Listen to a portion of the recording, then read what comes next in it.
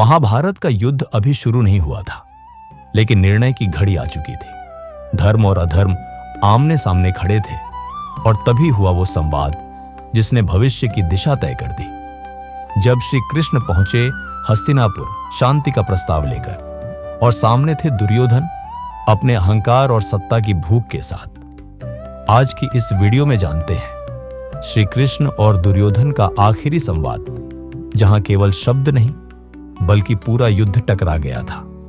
कृष्ण ऐसे ही हैं जो अपनी समीक्षा का अवसर देते हैं। हस्तिनापुर के दरबार में खड़े हुए कृष्ण, जिनकी भगवत्ता के विषय में स्वयं जानते हैं द्रोणाचार्य, स्वयं जानते हैं पितामह भीष्म, स्वयं जानते हैं धृतराष्ट्र, उसके बाद भी वो भ्रम पैदा करते हैं कि मुझसे युद्ध किया जा सकता है, मुझे मान सकता है। चूंकि दुर्योधन को वह दुर्बुद्धि का संकेत देने की क्रिया भी भगवान की है। आप सब जानते हैं कि बचपन में एक बार कृष्णा अर्थात द्रौपदी अर्थात यज्ञसेनी, जो यज्ञ की अग्नि से निकली थी, जिसके शरीर में सुगंध आती थी। भारतीय स्त्रियों के इतिहास की सबसे दीपित चरित्र है द्रौपदी। इस देश को इस समय अबलाओं की आवश्यकता नहीं है। अपने केशों पर अगर कोई निर्लज्ज हाथ डाल दे तो उसकी छाती फाड़ देने का साहस पैदा करने वाली द्रौपदियों की आवश्यकता।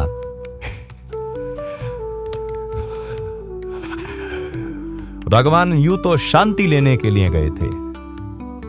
जब खाना खाने लगे और पांडवों ने कहा, युधिष्ठिर ने विशेष रूप से कहा, माधव मैं युद्ध नहीं चाहता, आप जाना और कहना बस 5 गांव हमें दे दे, हम 5 भाइयों को हम काम चला लेंगे। माधव ने कहा, बड़े भैया जो आपने कहा है वही होगा। लेकिन माधव तो युद्ध ही चाहते थे। माधव चाहते थे कि एक बार निरंकुश शासकों के छोटे छोटे राज्य विघलित हों और एक अखंड विश्व में अखंड भारत का निर्माण हो, भारत की एक अखंड श्रृंखला का निर्माण हो। शांति ऐसे नहीं आती। शांति नहीं तब तक जब तक सुख भाग नर का सम हो, नहीं किसी को बहुत अधिक हो, नहीं किसी को कम हो। ये कहा अर्जुन ने, लेकिन युधिष्ठिर ने नहीं मानी, बड़े भैया ने नहीं मानी। ये जो बड़े भैया लोग होते हैं बड़े शांतिपूर्ण होते हैं। शांति शांति शांति। हर घर में कुछ युधिष्ठिरों की आवश्यकता भी है, लेकिन हर घर में ऐसे लोगों की आवश्यकता है कि अगर कोई निर्लज्ज कुलवधू के आंचल पर हाथ डालने की कोशिश करे तो वो बिना बड़े भैया से पूछे अपना गांडी उठा ले और अपनी गदा उठा ले। ऐसे लोगों की आवश्यकता। और समय पर यह गांडी और गदा नहीं उठे तो मान लेना कि समाज में महाभारत प्रतीक्षा कर रहा है। पृथ्वी लाशों से पटेगी, कोई नहीं रोक सकता। शांति लेने के लिए गए। कृष्णा ने भोजन कराया, द्रौपदी ने भोजन कराया। भोजन कराने के बाद निर्वासन की कुटिया से कृष्णा बाहर आई और हाथ दुलाने लगी माधव के। तो उसने कान्हा से पूछा कि कान्हा, याद है तुम गर्मी की छुट्टी में हमारे घर आए थे? कृष्ण ने कहा, याद है कृष्णा, तुम मुझसे चौसर में हार गए थे। कृष्ण ने कहा, याद है कृष्णा, मैंने तुमसे कहा था कि मैं इस हार का कुछ लूंगी, जिसे कहते हैं ना O2 अंग्रेजी में, I O2। तो द्रौपदी ने कहा, कृष्णा ने कहा, You owe to me, तुम्हारा मुझ पर उधार है। एक वादा उधार है, एक कसम उधार है, एक शपथ उधार है। और वादा कैसे तोड़ देते, वचन को कैसे भंग कर देते कृष्ण? क्योंकि मैंने पहले भी बताया था कृष्ण कुछ अलग नहीं है। कृष्ण भी तो उसी खानदान का कंटिन्यूएशन है जो ये कहता है कि रघुकुल रीति सदा चली आई, प्राण जाई पर वचन न जाई। भी तो वही है, बस सूर्य से चंद्र में आए हैं, इतना ही तो हुआ है। मुस्कुराते हुए कृष्ण ने कहा, मान क्यों मांगती है, आज क्यों मांगती है? बोले यही समय है। हस्तिनापुर क्यों जा रहे हो? कृष्ण ने कहा, अरे अंदर बात नहीं सुनी, बड़े भैया कह रहे थे शांति लेने जा रहा हूं, जाओ शांति लेके आओ।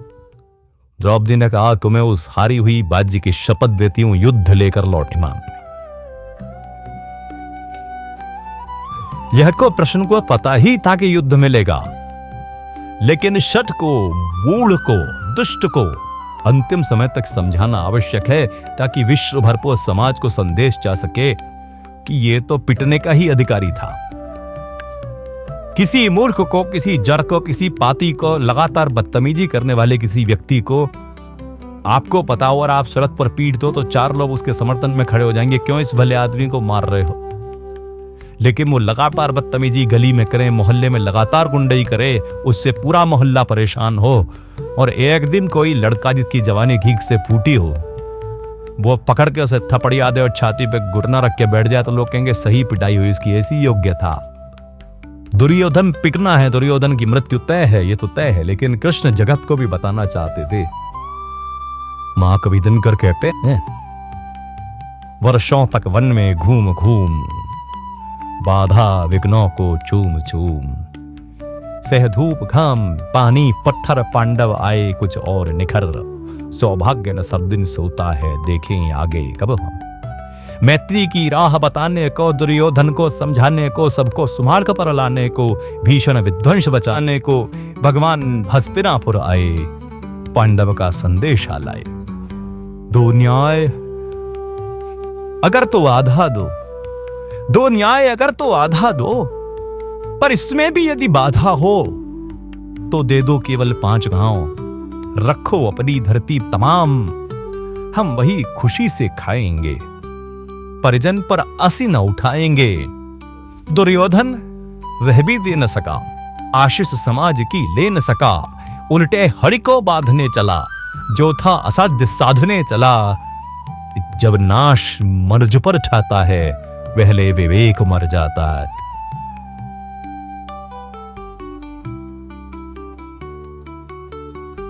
जब नाश मनुज पर छाता है, पहले विवेक मर जाता है।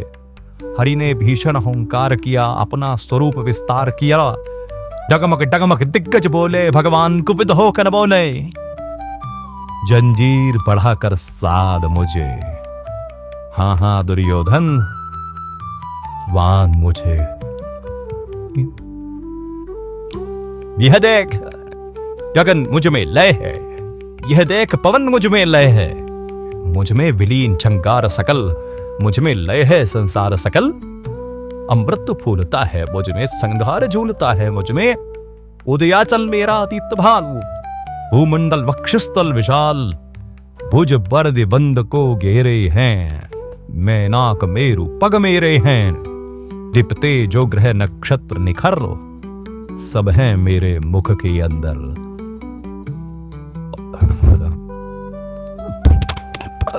देखो तो दृश्य कांड देख, मुझ में सारा ब्रह्मांड,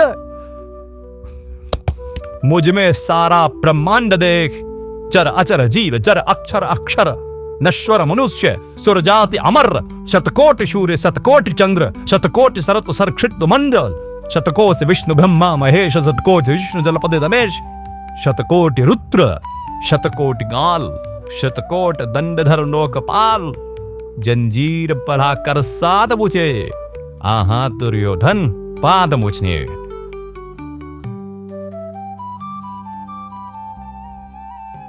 वो लोक अतल पाताल देख, गत और अनागत काल देख, यह देख जगत का आदि सृजन, यह देख महाभारत का रण, मृतकों से पटी हुई भू है, पहचान कहा इसमें तू है।